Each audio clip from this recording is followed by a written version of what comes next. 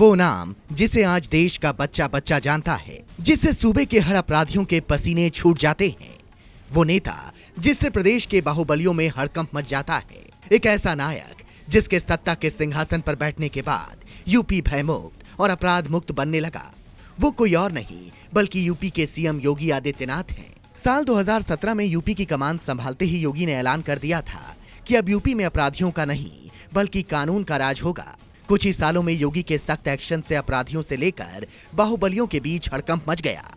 लेकिन आज हम आपको योगी के उन 7 दुश्मनों से मिलाएंगे जो योगी को देखना तक पसंद नहीं करते। जी हाँ, ये है वो 7 चेहरे जिनका कभी यूपी में एक छत्र राज हुआ करता था।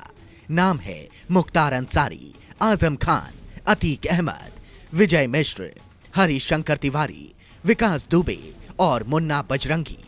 इन 7 की कहानी हम आपको तफसील से सुनाएंगे और वो कारण भी बताएंगे कि आखिर क्यों योगी हैं इनके सबसे बड़े दुश्मन।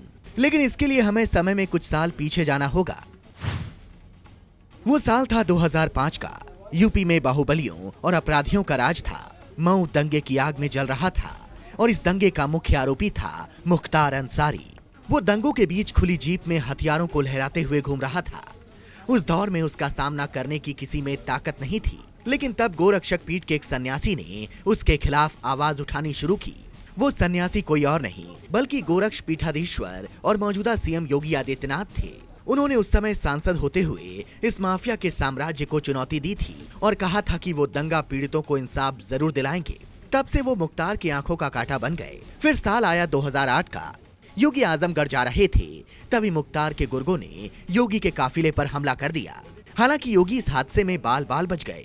लेकिन तब से लेकर आज का दिन है कि योगी ने मुख्तार के साम्राज्य का सर्वनाश कर दिया है। वक्त ने ऐसी करवट ली कि अब वह व्हील चेयर पर आ चुका है और अब बांदा में सलाखों के पीछे है। 9 बार विधायक, 4 बार सूबे में मंत्री, आज जेल और अस्पताल में घुटन की सांसें ले रहे हैं। जो आजम कभी प्रदेश में सबसे ताकतवर नेता के तौर पर जाने जाते थे, आज वो जेल की हवा खा रहे हैं। और उनका ये हाल किसी और की वजह से नहीं बल्कि प्रदेश के सीएम योगी आदित्यनाथ के जीरो टॉलरेंस का नतीजा है। साल 2017 में जब योगी सीएम बने, तभी से ये स्पष्ट हो चुका था कि अब आजम के बुरे दिन शुरू हो चुके हैं। रामपुर में बने जौहर यूनिवर्सिटी में जमीन हथियाने के मामले में उन पर 81 से ज्यादा मुकदमे चल रहे हैं और इसकी वजह से वो सलाखों के पीछे हैं। कभी प्रयागराज से कानपुर तक अतीक अहमद की तूती बोलती थी। खौफ इतना कि किसी की क्या मजाल कि वो अतीक की तरफ आंख उठाकर भी देख ले। लेकिन साल 2017 में लखनऊ की गद्दी पर एक भगवाधारी आया और अतीक के अंत की कहानी की पटकथा लिखनी शुरू हो गई। योगी आदित्यनाथ की सरकार ने अतीक के सारे काले कारोबार का भंडाफोड़ करना शुरू कर दिया। देखते ही देखते अतीक के अवैध संपत्तियों पर योगी का बुलडोजर चलने लगा और उसकी करोड़ों की अवैध संपत्ति कुर्क की जाने लगी। हालात ये हैं कि आज अतीक के साम्राज्य का प्रयागराज से नामो निशान मिट चुका है और वो सलाखों के पीछे अपनी जिंदगी बिताने को मजबूर है। कालीन नगरी का काला कारोबारी, मखमली कालीन को खून से रंगने वाला, खंडहरों में अपहरण का आतंक रचने वाला, दुश्मन को घर में घुसकर मारने वाला, ये है कालीन नगरी का माफिया। नाम है विजय मिश्र। विजय मिश्र के ऊपर कुल 79 मामले दर्ज हैं, जिसमें हत्या के 12 मामले भी दर्ज हैं।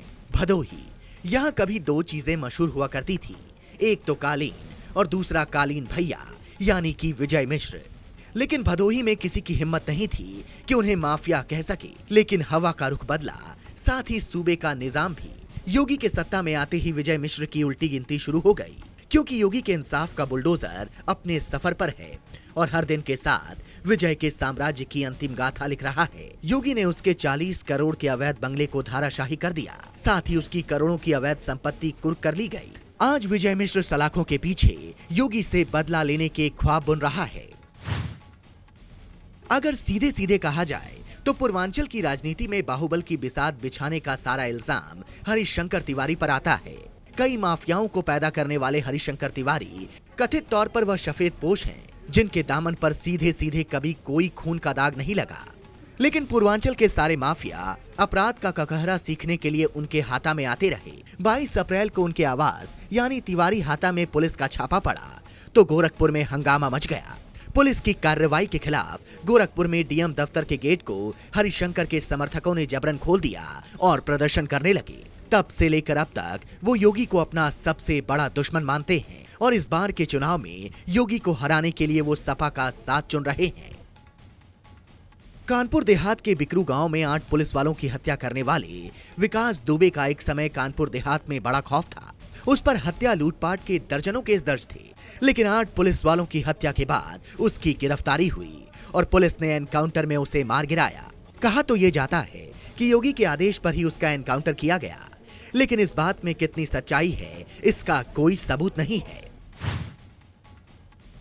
यूपी में सबसे बड़े माफिया के तौर पर मुन्ना बजरंगी का नाम आता है। कहा जाता है कि साल 2004 में मुख्तार अंसारी के साथ मिलकर उसने बीजेपी विधायक कृष्णानंद राय की हत्या की थी। मुन्ना बजरंगी 14 साल की उम्र में जुर्म की दुनिया में आ चुका था। साल 2017 में योगी के सत्ता में आते ही बजरंगी की उल्टी गिनती शुरू हो गई। योगी ने बजरंगी के नेक्सस को तबाह करने के लिए उसके गुर्गों को झांसी जेल से पीलीभीत की जेल में भी ट्रांसफर किया था और फिर बागपत की जेल में उसकी गोली मारकर हत्या कर दी गई और जुर्म के एक और अध्याय का अंत हो गया। तो ये थे वो 7 नाम जो योगी आदित्यनाथ के सबसे बड़े दुश्मन माने जाते हैं।